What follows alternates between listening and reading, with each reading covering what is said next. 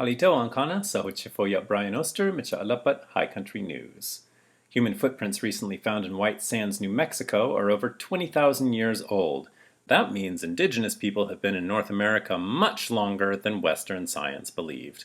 Which is what we've been saying all along. The New York Times ran a story about the quote-unquote discovery, but didn't interview a single indigenous expert.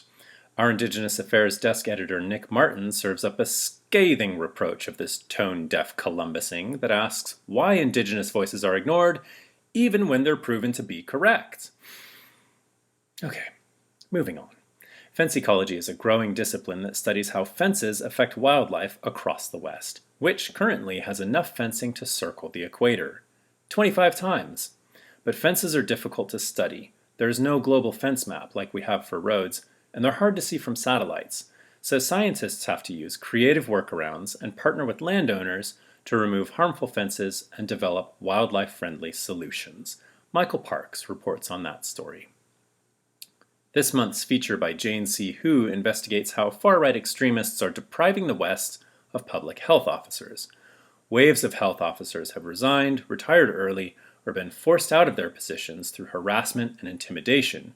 These positions are becoming politicized and divorced from public health needs, and if they aren't filled, there will be no one to lead Western communities through the pandemic or to navigate public health afterward.